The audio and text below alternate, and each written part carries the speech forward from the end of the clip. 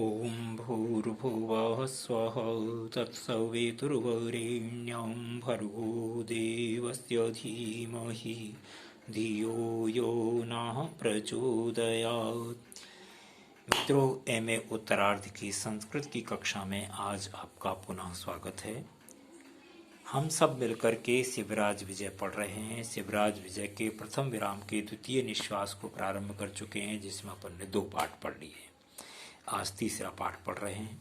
इस पैराग्राफ में सूर्य अस्ताचल की तरफ जा रहा है। समय हो गया है कि सूर्य छिपने वाला है, उस स्थिति का वर्णन किया गया है। ये पैराग्राफ प्रारंभ हो रहा है अथ जगतः, यहाँ से प्रारंभ हो करके और चक्षुषाम अगोचर एव संजातः, चक्षुओं के अगोचर अर्थात दृष्टि में नहीं आ रहा, ऐसा हो गया। तो इस पैराग्राफ को अपन पढ़ रहे हैं।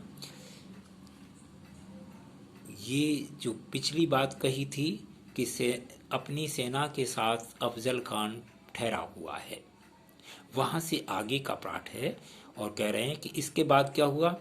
इसके बाद जगत के प्रकाश समूह को खींचकर अपनी तरफ लौटाकर कमलों को संपुटित करके, कमलों को बंद करके, चकवा चकवी को शोकमग्न करके, जैसे ही सूर्य अस्त होता है चकवा चकवी शोक में डूब जाते हैं, अलग अलग रहते हैं।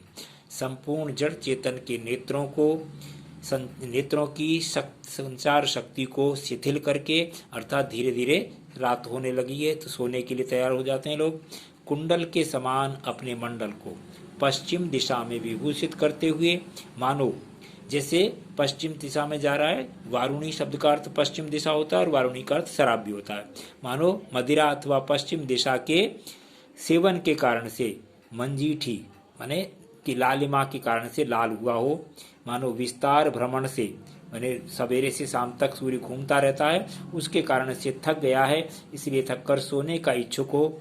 और म्लेच्छों के दुष्टों के दुराचार से दुखी होकर के उनके आक्रांत से पृथ्वी की वेदना को समुद्र में शयन करने वाले भगवान विष्णु को निवेदन करने की इच्छा वाला, धर्म के ध्वंस को देखकर, माने धर्म का विनाश हो रहा है, इस बात को देख करके वैराग्य भाव को प्राप्त होकर के ऐसा लगता है कि दुर्गम पहाड़ियों में से प्रवेश करके तपस्या करने का इच्छुक हो।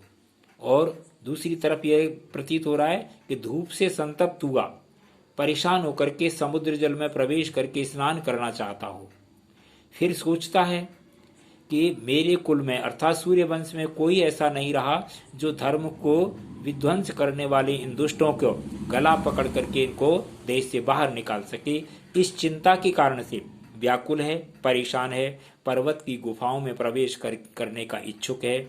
भगवान सूर्य इस तरह से कठोर किरणों को छोड़कर अपने संपूर्ण मंडल को दृश्य बना करके, उसको उद्देश्य बना करके सफ़ेद होता हुआ, पीला होता हुआ, लाल होता हुआ, माने कभी दिन में सफ़ेद था, फिर धीरे धीरे पीला हुआ और फिर छिपते समय लाल हो गया। ऐसे आकाश और पृथ्वी के द्वारा दोनों ओर से आक्रांत हुए अंडाकार बना करके कलयुग के प्रभाव से जैसे लगता है कि विनष्ट हो गया है सदाचार, उसके कारण से जो है ना पाप पुंज सबके सब पीले पड़ गए हैं। तो ये इस तरह से पीले पड़े हुए धर्म वाले और यवन दुष्टों के आक्रांत से भारतवर्ष का स्मरण करते हुए संसार को घोर अंधेरे में डालते हुए सभी के जितने भी लोग हैं उन सब के नेत्रों से दूर हो गया, अदृश्य हो गया, अर्थात सूर्य अस्त हो गया। तो अस्ताचल की तरफ गया सूर्य। आज के पाठ को अपन यहीं समाप्त करते हैं। इससे आगे का कल पढ़ेंगे। धन्यवाद।